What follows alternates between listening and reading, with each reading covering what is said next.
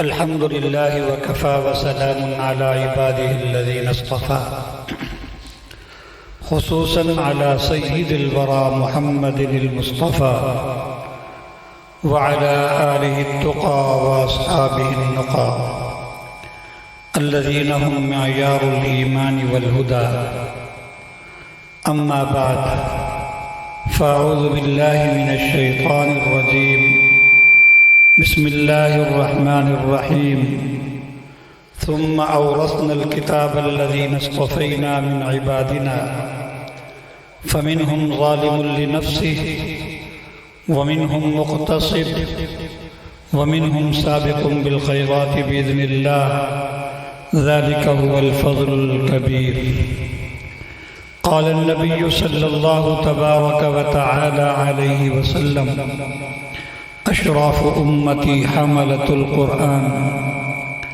وقال النبي صلى الله تبارك وتعالى عليه وسلم: الإيمان بضع وسبعون شعبة أفضلها قول لا إله إلا الله وأدناها إماطة الأذى عن الطريق والحیاء شعبۃ من الایمان. میرے محترم دوستوں اور بزرگوں، عظمت قرآن کے حوالے سے گفتگو کرنے کا مجھے حکم دیا گیا ہے، اسی لیے میں نے سورہ فاطر کی ایک آیت مبارکہ جس میں حافظ قرآن کی، عالم قرآن کی فضیلت بیان کی گئی ہے، آپ حضرات کے سامنے تلاوت کی ہے. اللہ تبارک و تعالی ارشاد فرماتے ہیں: ثم اورثنا الکتاب الذین اصطفینا من عبادنا. ہم نے اپنے بندوں میں سے جسے چاہا کتاب قرآن کا وارث بنانے کے لیے ہم نے چن لیا، اسے ہم نے چن کر کتاب قرآن کا وارث بنا دیا. میری طرف توجہ کریں گے. ثم اورثنا الکتاب الذین اصطفینا من عبادنا، پوری کائنات انسانیت میں سے جسے ہم نے چاہا چنا اور کتاب قرآن کا وارث بنا دیا.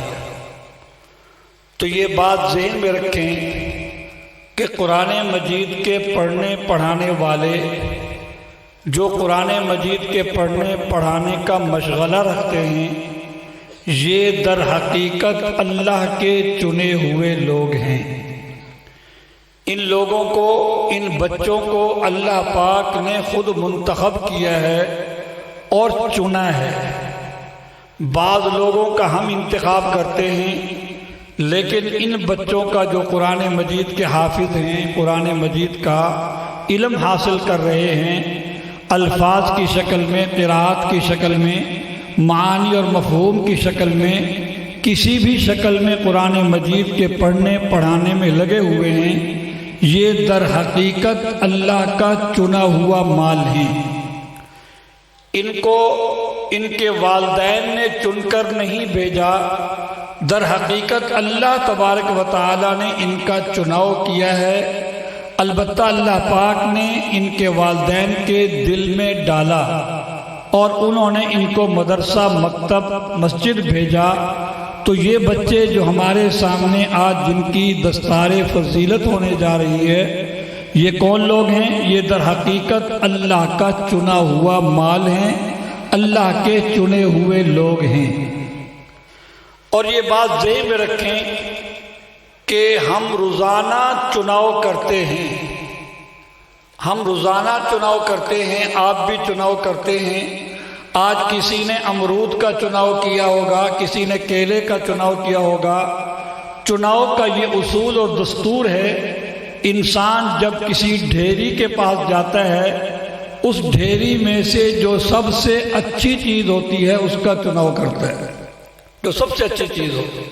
کیلا جو اسے اچھا نظر آئے گا سب سے، اس کا چناؤ کرے گا. امرود جو سب سے اچھا اسے نظر آئے گا دانہ، اسے چن کر شاپر میں، لفافے میں ڈالے گا. اسی طرح دیگر چیزیں جو ڈھیر میں سب سے اچھی ہوں گی انہی کا انسان کیا کرتا ہے بھائی؟ چناؤ کرتا ہے۔ یہ چناؤ کا ایک اصول اور دستور اور ضابطہ ہے۔ تو پہلی بات تو میں نے یہ عرض کی کہ یہ بچے جو ہمارے سامنے بیٹھے ہوئے ہیں یہ کن کا چناؤ ہے بھائی؟ اللہ کا چناؤ ہے۔ اللہ نے ان کو چن کر کتاب قرآن کا وارث بنایا ہے۔ یہ کوئی چھوٹے موٹے لوگ نہیں ہیں، اللہ نے ان کا چناؤ کیا۔ اور دوسری بات میں یہ سمجھانا چاہتا ہوں، چناؤ جب کیا جاتا ہے تو ہلکی چیز کا چناؤ نہیں کیا جاتا بلکہ اچھی چیز کا کیا جاتا ہے۔ لہذا ہم یہ کہہ سکتے ہیں کہ کائنات انسانیت کا سب سے اچھا مال یہ بچے ہیں۔ سب سے اچھے انسان کون ہیں بھائی؟ یہ بچے ہیں جو قرآن مجید کے پڑھنے پڑھانے میں مصروف ہیں، جو قرآن مجید کے یاد کرنے میں مصروف ہیں۔ یہ طبقہ انسانوں کا جو قرآن مجید کے پڑھنے پڑھانے میں لگا ہوا ہے، ان کا اللہ نے چناؤ کیا اور یہ کائنات انسانیت کا سب سے اعلیٰ طبقہ ہے۔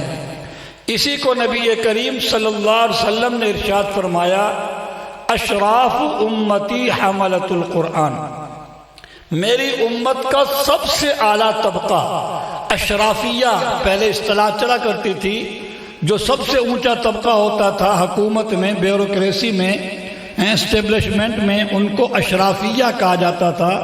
تو حضور علیہ السلام نے یہی اصطلاح حدیث کے اندر بولی ہے، اشراف امتی حملۃ القرآن، میری امت کا سب سے برگزیدہ طبقہ، سب سے اعلیٰ اور اچھا طبقہ، سب سے عمدہ طبقہ کون ہے بھائی؟ حملۃ القرآن، قرآن کے حاملین ہیں، کیونکہ یہ اللہ کا چنے ہوئے لوگ ہیں اور چناؤ ہمیشہ اعلیٰ چیز کا ہوتا ہے۔ اور تیسری بات یہ ذہن میں رکھیں چناؤ کے حوالے سے کہ چناؤ کی بنیاد علم پر ہوتی ہے۔ اگر علم کامل ہو تو چناؤ بھی کامل ہوتا ہے، اگر علم ناقص ہو تو چناؤ بھی ناقص ہوتا ہے۔ میں نے عرض کیا کہ ہم بھی روزانہ چناؤ کرتے ہیں، اور خاص کر جو 5 سال بعد جو ہم چناؤ کرتے ہیں الیکشن کے دنوں میں، وہ بھی ہم چناؤ کرتے ہیں، لیکن ہمیشہ بعد میں آنے والے لوگ پہلے آنے والوں سے بھی زیادہ بدتر نکلتے ہیں۔ اس کی وجہ کیا ہے کہ ہمیں ان کے اندر کا پتہ نہیں ہے۔ میں نے عرض کیا کہ چناؤ کی بنیاد علم پر ہے، علم کامل ہوگا تو چناؤ بھی صحیح ہوگا، اس میں کسی قسم کی غلطی نہیں ہوگی۔ اگر علم ناقص ہوگا تو چناؤ بھی ناقص ہوگا۔ ہم بعض اوقات دیکھتے ہیں کہ ایک مل آنر ہے یا دکان کا مالک ہے، وہ اشتہار لگاتا ہے کہ مجھے ملازم چاہیے۔ اب وہ ملازم اپنی ملازمت کے لیے انٹرویو دینے آتے ہیں، وہ ان میں سے ایک کا انتخاب کرتا ہے کہ آپ میرے پاس دکان پر آ جائیں یا میری مل میں آپ آ کر کام کریں، مجھے آپ قبول ہیں۔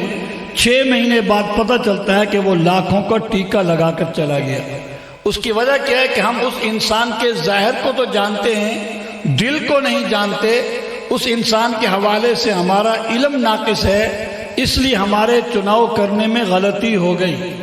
اسی طرح جب ہم امرود چنتے ہیں، اپنی سوچ میں سب سے اچھا امرود ہم نے چنا، لیکن جب گھر آ کر کاٹا تو اندر سے کیا نکلا بھائی؟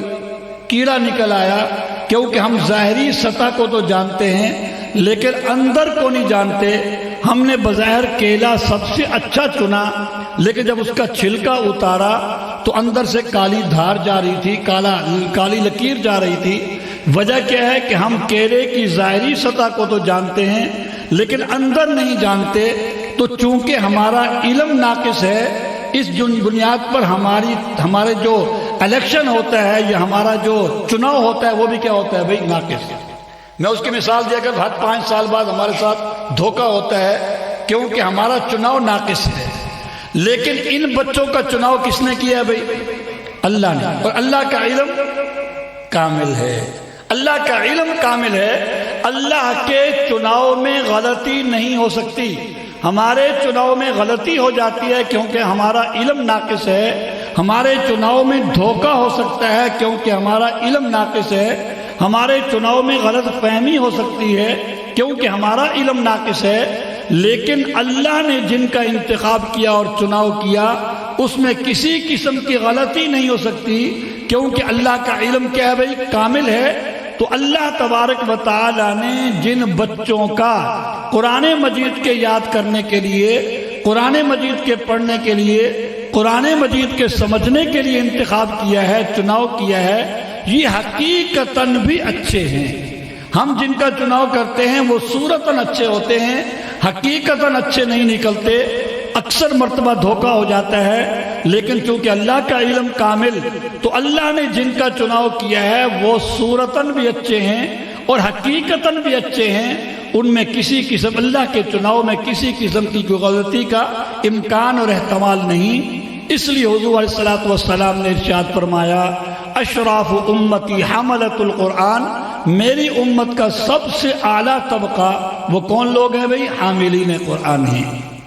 اللہ تبارک و تعالیٰ نے سورہ فاطر کے اندر جو آیت میں نے تلاوت کی ہے خطبے میں، اس میں یہی ارشاد فرمایا، ثم اورثنا الکتاب الذین اصطفینا من عبادنا، ہم نے اپنے سارے انسانوں میں سے، سارے بندوں میں سے جسے چاہا چنا اور چن کر کتاب قرآن کا وارث بنا دیا۔ تو لہذا یہ بات ہم اب ہر وقت اپنے ذہن میں رکھیں، یہ قرآن مجید کے پڑھنے پڑھانے والے، یہ والدین کا چناؤ نہیں ہے، یہ ہمارا چناؤ نہیں، مدرسے والے کا چناؤ نہیں، بلکہ یہ در حقیقت اللہ کا چناؤ ہے، اور چناؤ ہمیشہ اعلیٰ چیز کا ہوتا ہے۔ لہذا یہ اعلیٰ طبقہ ہے انسانوں کا، اور اللہ کا چناؤ چونکہ اس میں کسی قسم کی کوئی غلطی نہیں ہو سکتی، یہ حقیقتاً بھی اچھے ہیں۔ اس لیے اللہ تبارک و تعالیٰ نے آگے اسی آیت کو آگے جب چلایا تو فرمایا، فَمِنْهُمْ ظَالِمٌ لِنَفْسِهِ وَمِنْهُمْ مُقْتَصِدٌ وَمِنْهُمْ سَابِقٌ بِالْخَيْرَاتِ بِإِذْنِ اللَّهِ ذَلِكَ هُوَ الْفَضْلُ الْكَبِيرُ، کہ میں نے چن کر کتاب قرآن کا وارث بنا دیا۔ پھر آگے ان حاملین قرآن کے، چاہے وہ قاری ہو، حافظ ہو یا عالم ہو، یہ تین طبقوں میں تقسیم ہو جاتے ہیں۔ اللہ تبارک و تعالیٰ نے ان حاملین قرآن کے تین طبقے بیان فرمائے۔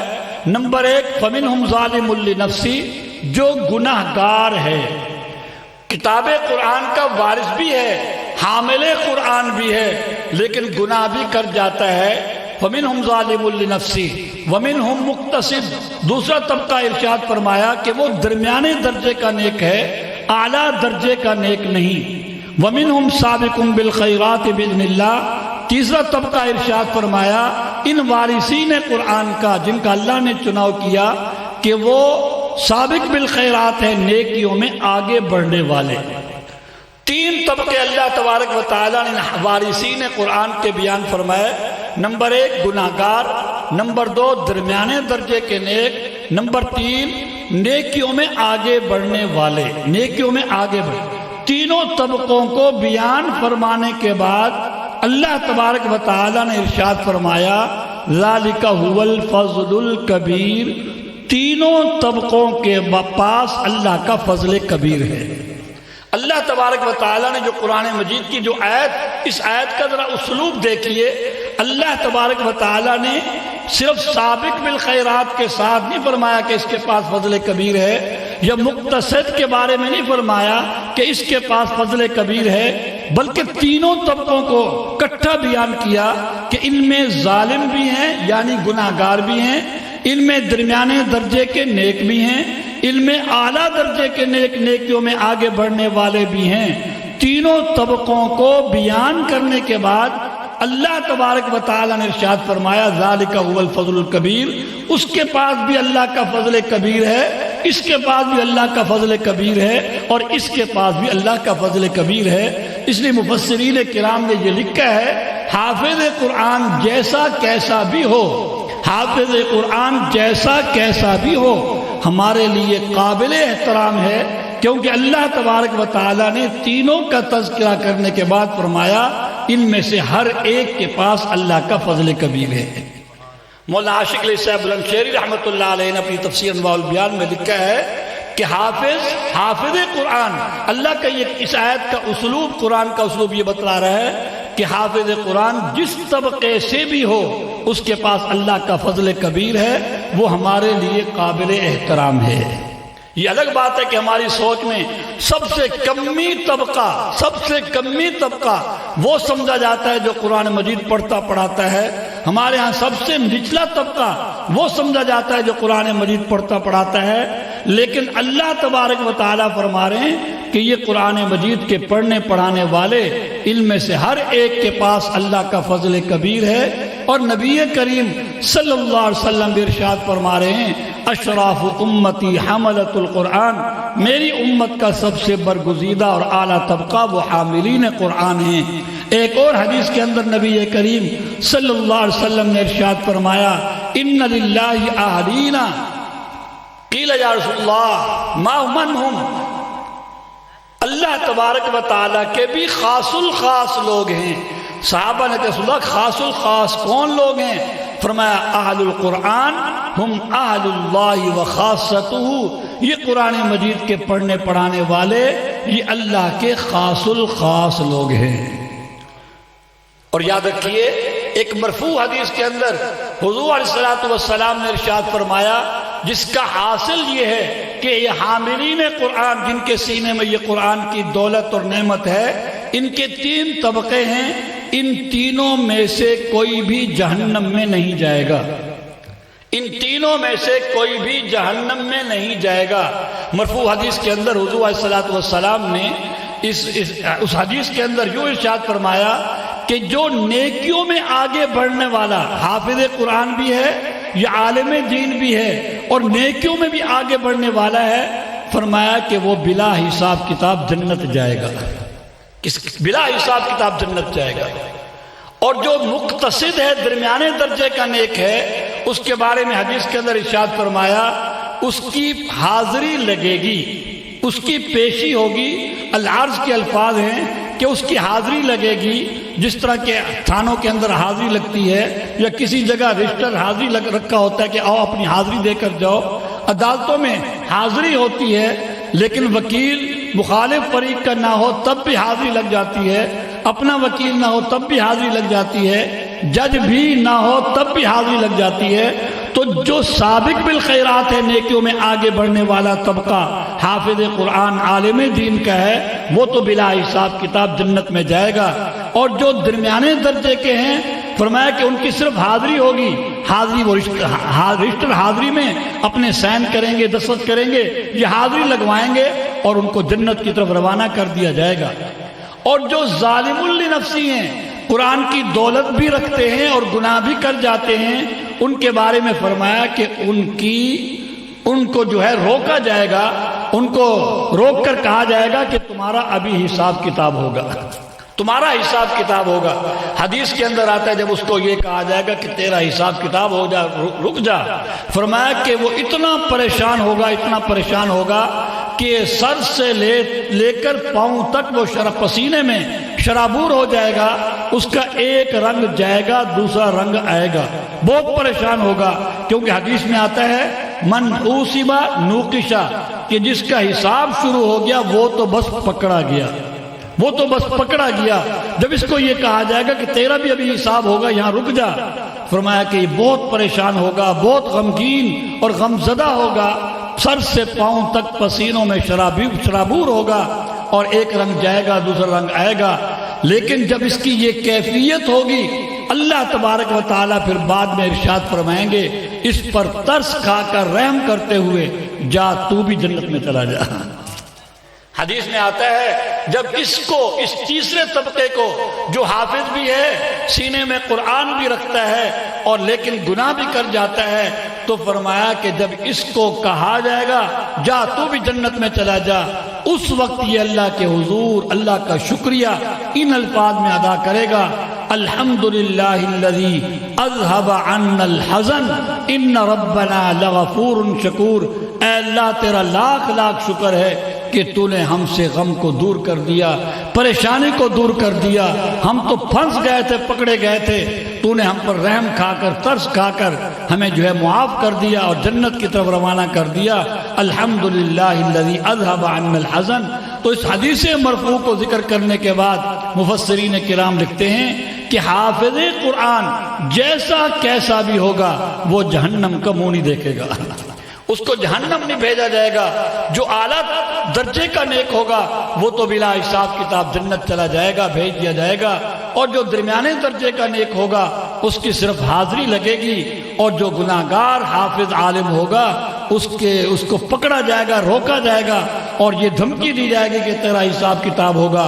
وہ پریشان اس وقت بہت ہوگا، لیکن پھر اللہ تبارک و تعالیٰ ترس کھا کر اس کو جنت کی طرف روانہ کر دیں گے۔ اس وقت یہ شکریہ ادا کرے گا، الحمدللہ الذی اذھب عنا الحزن ان ربنا لغفور شکور۔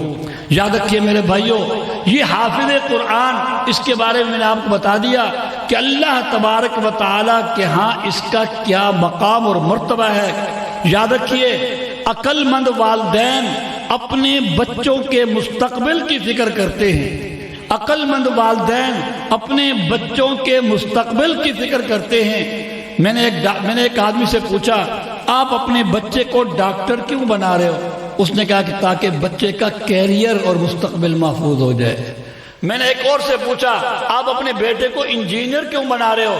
تو کہنے لگا تاکہ میرے بچے کا مستقبل محفوظ ہو جائے۔ میں نے کہا بھی ایک دکان تو آپ کے پاس ہے، دوسری دکان کیوں بنا رہے ہو؟ کہنے لگا تاکہ بچوں کے مستقبل کے لیے بنا رہا ہوں۔ میں نے کہا بھی آپ کے پاس 2 مربع زمین ہے، 10 ایکڑ اور کیوں خرید رہے ہو؟ اس کا بھی یہی جواب تھا، بچوں کے مستقبل کے لیے، تاکہ بچوں کا مستقبل اچھا ہو جائے۔ معلوم ہوا کہ عقل مند والدین جو ہیں وہ اپنے بچوں کے مستقبل کی فکر کرتے ہیں۔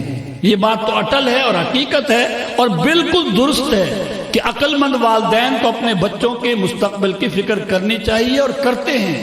لیکن مستقبل کس کو کہتے ہیں؟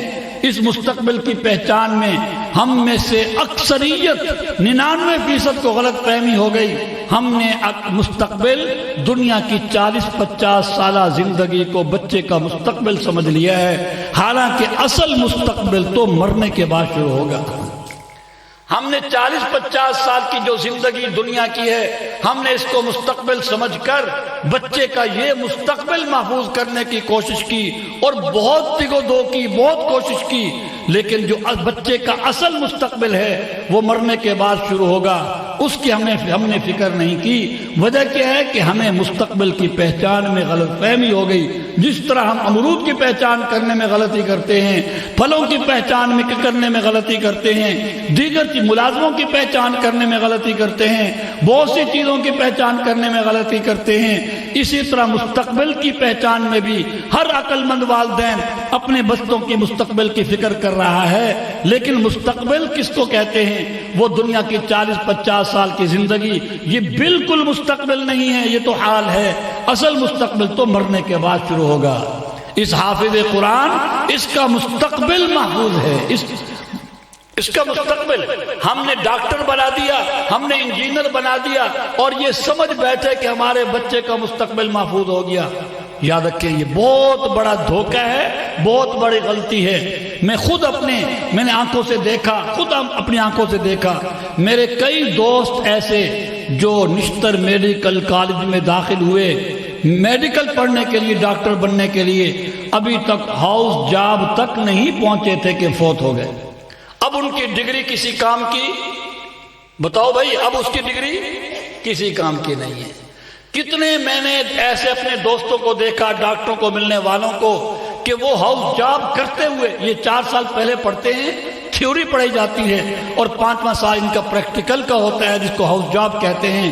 ہاؤس جاب کرتے ہوئے یہ مر گئے، اب یہ ڈگری کسی کام کی نہیں۔ میں نے کتنے ڈاکٹروں کو دیکھا، نوجوانوں کو، وہ ڈگری لے کر انہوں نے اپنا کلینک کھول لیا، پریکٹس شروع کر دی، 2-3 سال پریکٹس کی تھی کہ موت کا پروانہ آ گیا، اب یہ ڈگری کسی کام کی نہیں۔ اس ڈگری سے انہوں نے 2-3 سال فائدہ اٹھا لیا، اب یہ ڈگری کسی کام کی نہیں۔ کتنوں کو میں نے ڈاکٹروں کو دیکھا کہ انہوں نے ڈگری حاصل کی، 15-20 سال پریکٹس کی، کلینک چلایا، اس کے بعد فوت ہو گئے، 15-20 سال اس ڈگری سے فائدہ اٹھایا، اب یہ ڈگری کسی کام کی نہیں ہے۔ اور اگر کسی کی عمر، ڈاکٹر کی عمر 90، 80، 90، 100 سال ہو جائے، وہ 50-60 سال اس ڈگری سے فائدہ اٹھا لے گا، لیکن مرنے کے بعد پھر یہ ڈگری کسی کام کی نہیں ہے۔ لیکن یہ حافظ قرآن، یہ بچے، چھوٹے چھوٹے بچے بیٹھے ہوئے ہیں، یاد رکھیں ان کا دنیا بھی محفوظ ہے، ان کی قبر کی زندگی بھی محفوظ ہے، اور ان کی آخرت کی زندگی بھی محفوظ ہے۔ دنیا کی زندگی کیسے محفوظ ہے؟ ابھی 2 مہینے کے بعد، 3 مہینوں کے بعد ماہ رمضان آنے والا ہے۔ اللہ پاک ان کو دنیا کے اندر بھی عزت دیتے ہیں۔ جب ہم تراویح پڑھیں گے، یاد رکھیے، ایک مثال سے سمجھاؤں یہ چیز، جب ہم اپنا محلے کا، اپنے علاقے کا کوئی مسئلہ لے کر ڈی سی کے پاس جاتے ہیں، کسی بڑے افسر کے پاس جاتے ہیں، کیونکہ جمہوری دور ہے، 7-8 آدمی مل کر جاتے ہیں تاکہ اس پر اثر ہو۔ وہ 7-8 آدمی سب کے سب باتیں نہیں کرتے، صرف ایک متکلم ہوتا ہے، ایک بات کرتا ہے، اور ہم اس کو متکلم بناتے ہیں جس کو بات کرنے کا ڈھنگ بھی آتا ہو اور اس کی بات کا اگلے افسر پر اثر بھی ہو۔ ہم کہتے ہیں بھئی بات تو نے کرنی ہے، پھر ہم جا کر ڈی سی سے بات کرتے ہیں، ہمارا وہ ایک آدمی ڈی سی سے بات کر رہا ہوتا ہے، اپنے مسائل بتا رہا ہوتا ہے، اور بات کرنے کا بھی اس کو ڈھنگ آتا ہے، اگلا اس کی بات کا اثر لیتا ہے۔ اسی طرح جب ہم مسجد میں اللہ کے دربار میں جاتے ہیں، احکم الحاکمین، بڑے افسروں کا بڑا افسر، احکم الحاکمین، بادشاہوں کا بادشاہ، جب ہم اس کے پاس جاتے ہیں اللہ کے دربار میں، سب اللہ سے ہم کلام نہیں ہوتے، صرف ایک آدمی ہمارا اللہ سے ہم کلام ہوتا ہے، قرآن مجید کی تلاوت کی شکل میں۔ اللہ تبارک و تعالی نے کیا فرمایا؟ بھئی میرے ساتھ بات وہ نہ کرے جو بڑا افسر ہے، وہ بات نہ کرے جو امیر ترین آدمی ہے، وہ بات نہ کرے جو بزنس مین ہے، یا جو بینک بیلنس رکھتا ہے، یا جو لینڈ لارڈ ہے، یا کوئی MNA MP ہے یا وزیر ہے، وہ مجھ سے بات نہ کرے۔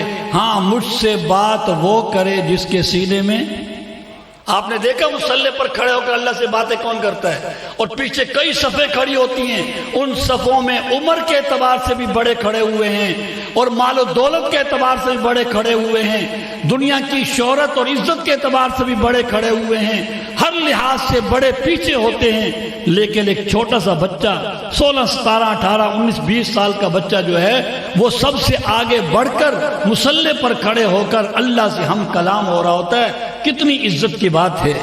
اگر کوئی ایک آدمی اپنے بڑے افسر سے 1 منٹ کی بات کر لے، اس کی سیلفی بنا لیتا ہے، اس کی ویڈیو بنا لیتا ہے، اپنی عزت افزائی سمجھتا ہے کہ فلاں افسر نے مجھے 1 منٹ دے دیا ہے، میرے ساتھ ہم کلام ہو گیا۔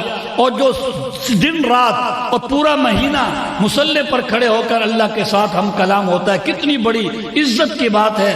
اور حقیقت بتا رہا ہوں، جب میرا بیٹا ابو بکر جب وہ حافظ بنا، 16 سال اس کی عمر تھی، پہلی مرتبہ مصلی پر چڑھا، اس نے مصلی سنایا تو دیکھا کہ پیچھے محلے کے بڑے بڑے لوگ کھڑے ہوئے ہیں، خاندان کے بڑے بڑے لوگ کھڑے ہوئے ہیں، مال و دولت کے اعتبار سے بڑے لینڈ لارڈ پیچھے کھڑے ہوئے ہیں، افسر پیچھے کھڑے ہوئے ہیں۔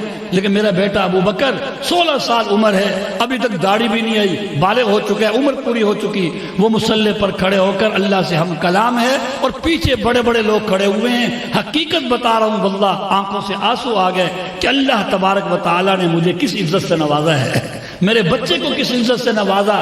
اللہ تبارک و تعالی دنیا کے اندر بھی حافظ قرآن کو عزت دیتے ہیں۔ اور یہ میں آپ کو حقیقت بتا رہا ہوں، جب کسی علاقے میں عذاب آنے لگتا ہے تو یہ مدرسے، یہ مکتب، یہ مسجدیں جس میں اللہ کی قرآن کی تلاوت ہو رہی ہوتی ہے، جو بچے قرآن کی تلاوت کر رہے ہوتے ہیں، ان کی تلاوت کرنے سے اللہ پاک عذاب ہٹا لیتے ہیں۔ اور ان بچوں کا صرف دنیا میں اللہ پاک ان کو اعزاز سے نہیں نوازتا، بلکہ ان کی قبر کی زندگی بھی محفوظ ہو جاتی ہے۔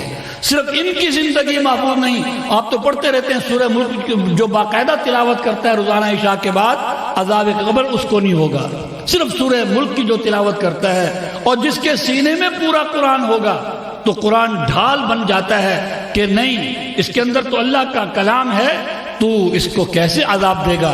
بلکہ حدیث کے اندر آتا ہے، صرف حافظ قرآن کی قبر کی زندگی محفوظ نہیں ہوئی، بلکہ پورے محلے والوں کی قبر کی زندگی محفوظ ہو جاتی ہے۔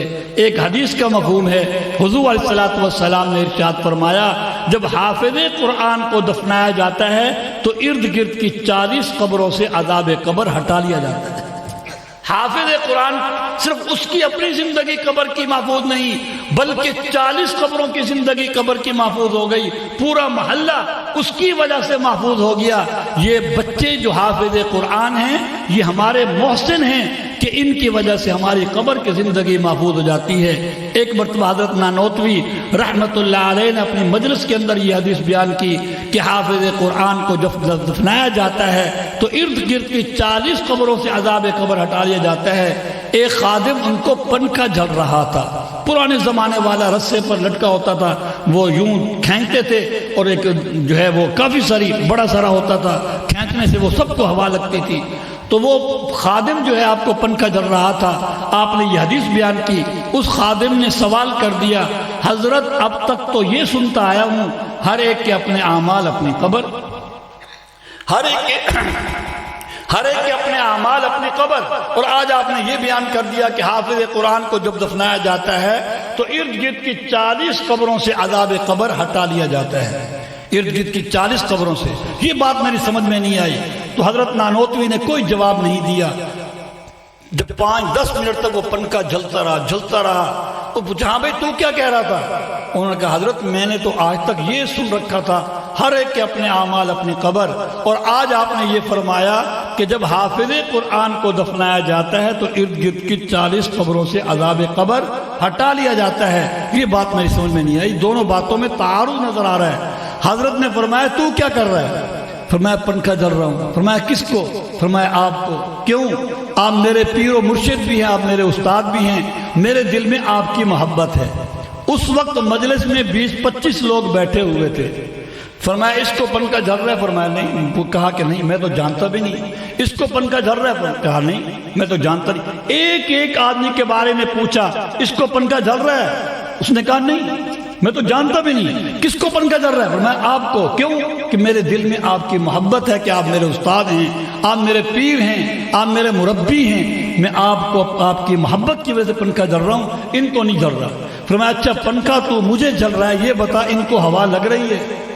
فرمایا ہاں ہوا تو ان کو بھی لگ رہی ہے۔ فرمایا یہ تیرا پنکھا ہے، جب تو پنکھا چلاتا ہے میرے لیے، لیکن ارد گرد کے 20-25 لوگوں کو بھی فائدہ ہو رہا ہے۔ جب اللہ کی رحمت کا پنکھا حافظ قرآن پر چلتا ہے تو ارد گرد کی 40 قبروں کو فائدہ ہوتا ہے۔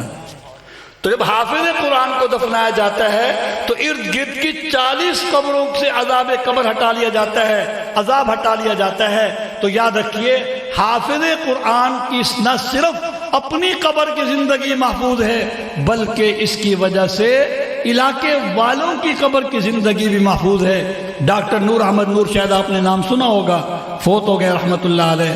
وہ ایک دن ان کا ایک مضمون چھپا ماہنامہ الخیر میں، فرمانے لگے کہ جب ہم مکان خریدتے ہیں یا مکان لمبے عرصے کے لیے کرائے پر لیتے ہیں تو عقل مند آدمی مکان خریدنے سے پہلے یا مکان کرائے پر لینے سے پہلے ماحول دیکھتا ہے، ارد گرد کا ماحول دیکھتا ہے۔ اگر ارد گرد کا ماحول خراب ہو، مکان کتنا ہی اچھا کیوں نہ ہو، وہ کبھی نہیں لے گا۔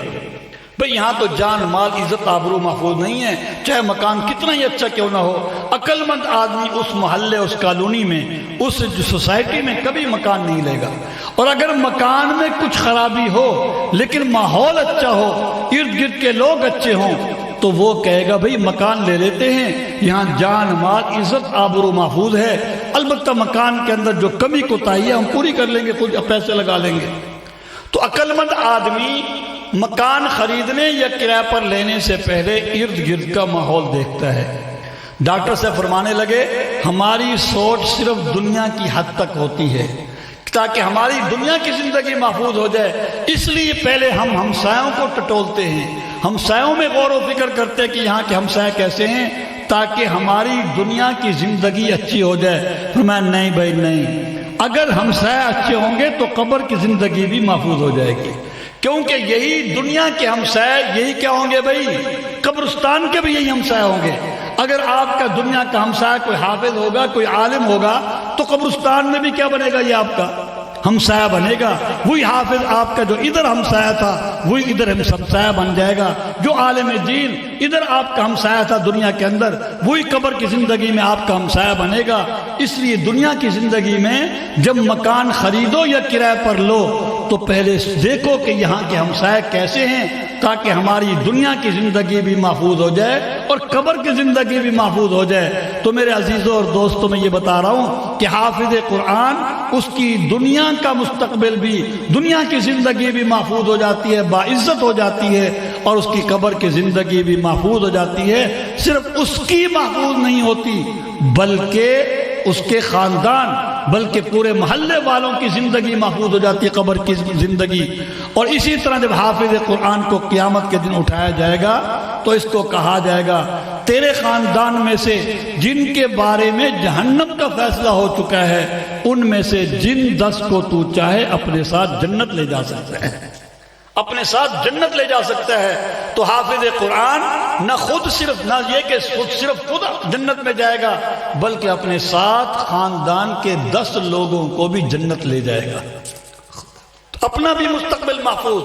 اور میں نے عرض کیا کہ اصل مستقبل تو مرنے کے بعد آخرت کا مستقبل ہوتا ہے۔ بچے کا مستقبل نہ صرف اپنا محفوظ ہوا بلکہ قبر کی زندگی والا مستقبل 40 لوگوں کا اس کی وجہ سے محفوظ ہوا، اور آخرت کے جو مستقبل ہے آخرت کا وہ اس کا بھی محفوظ ہوا، اور اس کی وجہ سے خاندان کے 10 لوگوں کا بھی مستقبل محفوظ ہو گیا۔ اللہ تبارک و تعالیٰ اسے ارشاد فرمائیں گے، اسے اجازت دیں گے کہ جن کے بارے میں جہنم کا فیصلہ ہو چکا ان میں سے جن 10 کو تو چاہے اپنے ساتھ جنت لے جا۔ اس لیے یہ بچے جو حافظ قرآن بن گئے، جو قرآن مجید پڑھ رہے ہیں، یاد رکھیں ان بچوں کا مستقبل بھی محفوظ ہے اور ان کے خاندان کا مستقبل بھی محفوظ ہو گیا، ان کے خاندان کا مستقبل محفوظ ہو گیا۔ لیکن یاد رکھیں یہ حدیث کے اندر آتا ہے نیت المرء خیر من عملی۔ مجھے کئی ساتھیوں نے کہا جی میں نے بڑی کوشش کی کہ میرا بچہ حافظ بن جائے، میرا بچہ حافظ بن جائے، نہیں بن سکا۔ میں نے کوشش کی میرا پوتا حافظ بن جائے، نہیں بن سکا۔ میں نے کہا وہ اعزاز تو حافظ بننے پر ہی ملتا ہے جو میں نے بیان کیا کہ حافظ قرآن کو یہ حق دیا جائے گا اپنے خاندان میں سے جن 10 لوگوں کو تو چاہے اپنے ساتھ جنت لے جا سکتا ہے جن کے بارے میں جہنم کا فیصلہ ہو چکا۔ لیکن وہ بوڑھا بیچارہ کہنے لگا کہ میں نے بڑی کوشش کی کہ میرا بچہ حافظ ہو جائے، پوتا حافظ ہو جائے، بھتیجا حافظ ہو جائے، نہیں ہو سکا۔ میں نے کہا ثواب تو تجھے مل گیا، نیت المرء خیر من عملی۔ اللہ تبارک و تعالیٰ کے ہاں نیت کی، جذبے کی بڑی قدر ہے۔ جس انسان کے دل میں جذبہ ہوتا ہے کہ میرا بچہ حافظ ہو جائے یا میں فلاں نیک کام کر لوں، اس کا جذبہ ہے۔ علماء نے اس کی مثال دی ہے، ایک آدمی کروڑ پتی ہے، اس نے لاکھوں روپے مسجد کے لیے، مدرسے کے لیے دے دیے، اور ایک دہاڑی دار مزدور ہے، چھابڑی لگانے والا ہے، اس نے اپنی جیب سے 20-25 روپے نکال کر مسجد یا مدرسے کو دے دیے۔ لیکن دل کا جذبہ یہ ہے اگر میرے پاس بھی لاکھوں ہوتے تو میں لاکھوں دے دیتا۔ تو علماء کرام نے لکھا اس کو لاکھوں کا ہی ثواب ملتا ہے، اس کو ثواب لاکھوں کا ملتا ہے، کیونکہ اس کے جذبات بڑے اچھے ہیں، بشرطے کہ جذبہ سچا ہو، جھوٹا نہ ہو۔ سچا جذبہ ہو کہ اگر میرے پاس بھی لاکھوں کروڑوں ہوتے تو میں بھی لاکھوں اللہ کے راستے میں دے دیتا۔ اللہ اس کو لاکھوں کا ثواب دیتے ہیں۔ میں نے اس بزرگ کو یہ کہا ہاں تجھے ثواب تو مل گیا، اور حدیث میں آتا ہے کہ جب کسی نے اپنے بچے کو بھیجا قرآن مجید پڑھنے کے لیے، جو ہی وہ استاد کے سامنے دو زانو ہو کر بسم اللہ الرحمن الرحیم پڑھتا ہے اسی وقت والدین کی مغفرت کر دی جاتی ہے، اس کی بخشش کر دی جاتی ہے والدین کی۔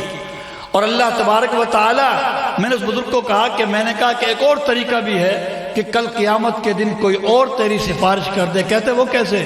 میں نے کہا تیرے محلے کے اندر، تیری مسجد میں، تیرے مدرسے میں کتنے ہی غریب بچے ہوں گے کہ جن کے والدین ان کا خرچہ نہیں برداشت کر سکتے، خاص کر آج کل کے مہنگائی کے دور میں، بڑا مہنگائی کے دور میں وہ یہ چاہتے کہ ہمارا بچہ بھی کمائے، کچھ پیسے کما کر آئے، لیکن اس کی بچے کی خواہش یہ ہے کہ میں حافظ بن جاؤں، عالم بن جاؤں۔ اگر تو اس بچے کا خرچہ اٹھا لے گا، اس کی سرپرستی کرے گا، اس کے سر پر ہاتھ رکھ دے گا کہ یہ بچہ جب تک پڑھتا رہے گا میں اس کا خرچہ برداشت کرتا رہوں گا، جب یہ بچہ حافظ بن جائے گا تو کل قیامت کے دن جب اس کو حق دیا جائے گا سفارش کرنے کا، مجھے پورا یقین ہے کہ تیرا نام بھی وہ بچہ لکھ دے گا کہ میں حافظ بنا ہی اس حاجی صاحب کی وجہ سے ہوں، اس بوڑھے کی وجہ سے، اس بزرگ کی وجہ سے میں حافظ بنا ہوں۔ جب اس کو سفارش کا حق دیا جائے گا وہ تیرا نام بھی ضرور لکھ دے گا۔ اگر تو یہ چاہتا ہے کہ کل قیامت کے دن میرا نام بھی کوئی سفارش میں درج کر دے، اس کا ایک آسان طریقہ یہ ہے کسی ایک حفظ کرنے والے، عالم بننے والے بچے کی سرپرستی کر لو اور مدرسے والوں کو کہہ دو بھائی اس کا جو خرچہ ہوگا وہ ہم برداشت کریں گے۔ تو اللہ تبارک و تعالیٰ نے حافظ قرآن کو دنیا کے اندر بھی اعزاز بخشا، اس کی قبر کی زندگی محفوظ ہو گئی، 40 لوگوں کی قبر کی زندگی محفوظ ہو گئی، اور کل قیامت کے دن حافظ قرآن کے اعزاز میں ایک تقریب منعقد کی جائے گی، ایک تقریب منعقد کی جائے گی۔ جیسے آج ایک تقریب منعقد ہوئی، لیکن کتنے لوگ اکٹھے ہو گئے؟ 400-500 اکٹھے ہو گئے، زیادہ سے زیادہ 4-5 ہزار اکٹھے ہو جائیں گے۔ کوئی بڑا آدمی ہوگا تو شاید وہ 1,00,000 آدمی بھی اکٹھے کر لے اپنے بچے کی اس اعزازی تقریب کے لیے، لیکن ایک تقریب کل قیامت کے دن اللہ پاک بھی منعقد کریں گے۔ ایک تقریب کل قیامت کے دن خود اللہ پاک منعقد کریں گے، اس تقریب کے میزبان خود اللہ تبارک و تعالی ہوں گے۔ کتنا بڑا جلسہ ہوگا، کتنا بڑا اجتماع ہوگا۔ حضرت آدم علیہ السلام سے لے کر آخری آنے والا، قیامت تک آخری آنے والا انسان، یہ سارے لوگ وہاں جمع ہوں گے، سارے فرشتے جمع ہوں گے، سارے جن جمع ہوں گے، اور اللہ تبارک و تعالی خود اس تقریب کے میزبان ہوں گے، اور حافظ قرآن اس تقریب کا دلہا ہوگا اس کے اعزاز میں، اور بطور مہمان خصوصی کے حافظ قرآن کے والدین کو لایا جائے گا۔ حافظ قرآن کے والدین کو بطور مہمان خصوصی کے لایا جائے گا، اور کل قیامت کے دن اللہ تبارک و تعالی خود حافظ قرآن کو اعزاز سے نوازیں گے، اعزاز بخشیں گے۔ اتنی بڑی تقریب کے اندر اللہ تبارک و تعالی حافظ قرآن، اس کے والدین کی تاج پوشی کریں گے، ان کو جوڑا پہنایا جائے گا، ایسا جوڑا کہ اس کی روشنی، اور ایسا تاج کہ اس کی روشنی سورج کی روشنی سے بھی زیادہ ہو، کہ جب سورج تمہارے گھروں پر اترے اس سے بھی زیادہ وہ روشن ہوگا۔ تو میرے عزیزوں اور دوستوں، میں آپ سے یہ عرض کرنا چاہتا ہوں کہ اپنے بچوں کو دین کے ساتھ وابستہ کرو۔ پہلی چیز گھٹی جس کو کہتے ہیں، وہ اپنے بچے کے سینے میں قرآن ڈالو۔ جس طرح ڈاکٹر کہتے ہیں نا، ابھی بچہ ماں کے پیٹ میں ہی ہوتا ہے، پہلے سے ویکسینیشن شروع ہو جاتی ہے، تاکہ جب دنیا کے اندر آئے تو آنے والی مصیبتوں اور بیماریوں سے محفوظ رہے۔ یہ بچے کی ویکسینیشن ہو رہی ہے، پیٹ کے اندر ویکسینیشن ہو رہی ہے، پیٹ سے باہر آتا ہے پھر وہ ویکسینیشن ہو رہی ہے، ٹیکے لگ رہے ہیں، قطرے پلائے جا رہے ہیں، تاکہ جسمانی مصیبتوں سے محفوظ رہے۔ میں یہ کہا کرتا ہوں، جب بچہ بولنے کے قابل ہو جائے، سب سے پہلے اس کے سینے میں قرآن ڈالو۔ یہ ویکسینیشن ہے، کس چیز سے؟ دنیا میں ہونے والی ہر قسم کی گمراہیوں سے۔ جس کے سینے میں قرآن ہوگا وہ کبھی نہیں بھٹکے گا، وہ کبھی گمراہ نہیں ہوگا۔ یہ قرآن مجید اس کے لیے ویکسینیشن کا کام دے گی۔ دنیا کے اندر بڑے فتنے، بڑی مصیبتیں، بڑی گمراہیاں، بڑی تاریکیاں ہیں، ہر جگہ فتنے ہیں۔ ان فتنوں سے بچاؤ کے لیے اپنے بچوں کو حافظ قرآن بناؤ، یا کم از کم ناظرہ قرآن مجید صحیح تجوید کے ساتھ ان کو ضرور ان کے سینے میں ڈالو۔ اور آخر میں یہ بات عرض کر دوں، علماء کرام نے لکھا ہے قرآن مجید کے ہم پر 5 حق ہیں۔ کتنے حق ہیں بھائی؟ یہ 5 حق سمجھ کر جائیں، پھر ہر آدمی اپنے گھر جا کر اپنا محاسبہ کرے۔ نمبر 1، قرآن مجید پر ایمان لانا۔ الحمدللہ ہم سب کا ایمان ہے، یہی قرآن مجید جو ہمارے سامنے پڑھایا جاتا ہے، یہی اللہ پاک نے نبی کریم صلی اللہ علیہ وسلم پر آسمان سے اتارا، جبریل امین لے کر آئے تھے، یہی قرآن ہے۔ اس کے اندر کسی قسم کی کوئی تبدیلی نہیں کی گئی، نہ اس کے حرف کے اندر کوئی تبدیلی، نہ اس کے زبر زیر پیش میں کوئی تبدیلی۔ یہ بالکل منزل من اللہ ہے، یہی وہ وحی من اللہ ہے، یہ اللہ پاک کی طرف سے نبی کریم صلی اللہ علیہ وسلم پر اتارا گیا۔ یہ ہمارا اس پر ایمان ہے، یہ اللہ کی کتاب ہے، اللہ کا نازل کردہ قرآن مجید اللہ کی کتاب ہے۔ پہلے نمبر پر ایمان لانا، دوسرے نمبر پر اس کی تلاوت کرنا۔ کیا کرنا بھائی؟ اس کی تلاوت کرنا، یہ قرآن مجید کا حق ہے۔ شاید فضائل اعمال میں آپ نے پڑھا ہوگا، احیاء علوم کے اندر بھی یہ حدیث موجود ہے کہ سال میں 2 مرتبہ قرآن مجید ختم کرنا یہ قرآن مجید کا حق ہے۔ سال میں 2 مرتبہ قرآن مجید ختم کرنا یہ قرآن مجید کا حق ہے۔ اگر کوئی میرا حق ادا نہیں کرتا، میں لڑنے مرنے پر تیار ہو جاتا ہوں۔ اور جس نے قرآن مجید کا حق ادا نہ کیا، تلاوت کی شکل میں، ایمان کی شکل میں قرآن کا حق، تلاوت کی شکل میں قرآن مجید کا حق، یاد رکھیے جس نے قرآن مجید کی تلاوت نہیں کی، سال میں 2 مرتبہ ختم نہیں کیا، گویا کہ اس نے قرآن مجید کا حق مارا. جو میرا حق مار لے میں اس سے لڑنے مرنے پر تیار ہو جاتا ہوں. تو کل قیامت کے دن یہ قرآن مجید بھی لڑنے مرنے پر تیار ہو جائے گا. القرآن حجت لک او علیک، قرآن تیرے خلاف حجت بن جائے گا. اے اللہ تو نے اس پر جو تو نے قرآن مجھے دنیا میں اتارا تھا اس نے تو میرا حق ادا نہیں کیا. یہ ایمان تو رکھتا تھا لیکن میری تلاوت نہیں کرتا تھا. تو یاد رکھیے قرآن مجید کی تلاوت کرنا سال میں 2 مرتبہ مکمل تلاوت کرنا ختم کرنا یہ قرآن مجید کا حق ہے. ہر آدمی اپنا خود محاسبہ کرے کہ میں سال میں 2 قرآن مجید ختم کرتا ہوں کہ نہیں کرتا. لیکن یاد رکھیں قرآن مجید پڑھنا تجوید کے ساتھ ضروری ہے. تجوید کے ساتھ ضروری ہے. بغیر تجوید کے کوئی قرآن مجید کی تلاوت قبول نہیں ہوتی. جیسے ہر چیز کے اصول ہوتے ہیں، آداب ہوتے ہیں، قرآن مجید کے بھی آداب اور اصول ہیں کہ قرآن مجید کی تلاوت کی جائے تجوید کے ساتھ. یاد رکھیے امام مسجد سے ہم رابطہ کریں، کسی استاد سے، کسی حافظ سے، کسی عالم سے، کسی قاری سے. اگر ہماری تجوید ٹھیک نہیں ہے تو ہم اپنی تجوید ٹھیک کریں تاکہ ہم جب قرآن مجید کی تلاوت کریں تو قرآن مجید کی تلاوت بالکل ٹھیک تجوید کے ساتھ ہو تاکہ اللہ کے دربار میں وہ تلاوت قبول ہو جائے. اور ایک اس کا حق اس کے معنی اور مفہوم کو سمجھنا ہے. بہت دکھ کی بات ہے کہ وہ بہت سے والدین اپنے بچوں کو حافظ تو بناتے ہیں لیکن قرآن مجید کا معنی اور مفہوم ان کو نہیں پڑھاتے. اس کے لیے مستقل عالم بننا. ساتھ قرآن مجید اللہ کا علم ہے، اللہ کا کلام ہے، یہ ایسے جلدی سمجھ میں نہیں آتا.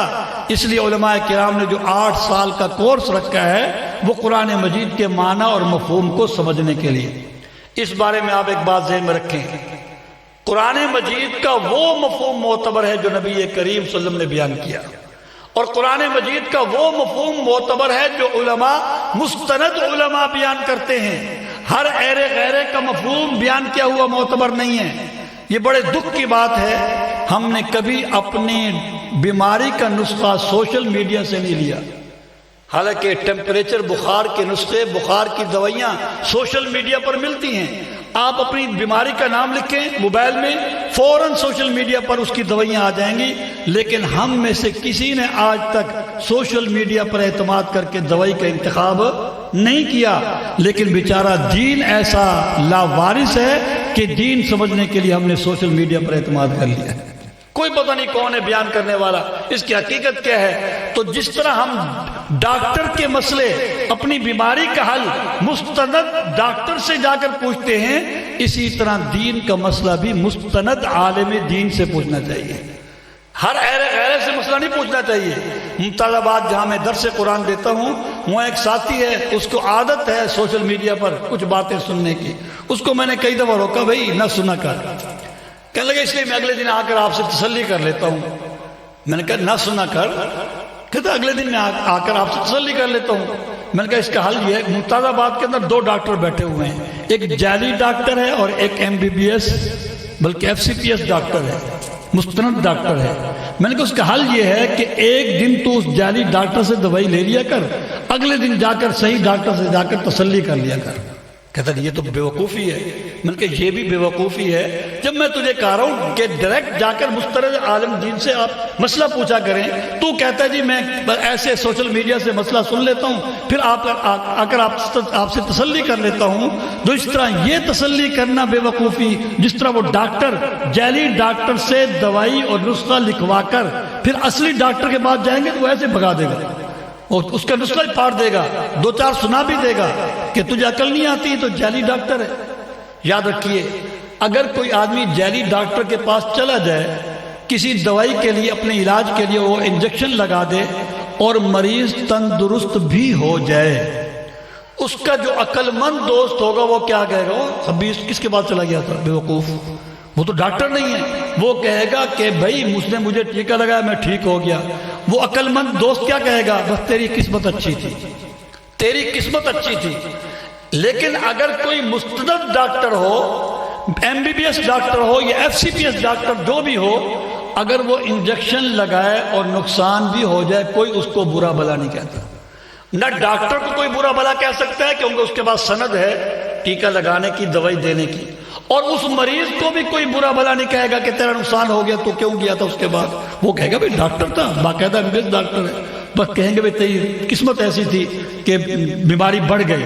تو جس طرح یہاں پر جعلی ڈاکٹر اور مستند ڈاکٹر کا فرق ہے، تو یاد رکھیے اسی طرح جعلی علماء اور مستند علماء کا بھی فرق ہے.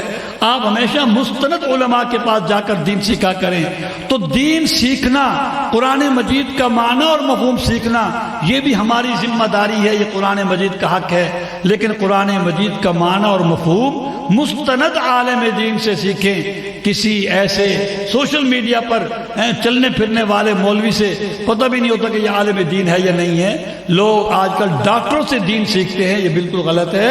اس لیے مستند عالم دین سے دین سیکھا جائے. اور چوتھا، قرآن مجید کا حق جو ہے وہ اس پر عمل کرنا ہے. قرآن مجید سیکھنے کے بعد، اس کا معنی اور مفہوم سیکھنے کے بعد اس پر عمل کیا جائے. اور پانچواں اس کا حق یہ ہے کہ ہم علماء سے، مستند علماء سے جو دین سیکھیں، اپنے گھر جا کر بتائیں بھائی آج عالم صاحب نے یہ بتایا، آج استاد جی نے دین کے بارے میں یہ بتایا.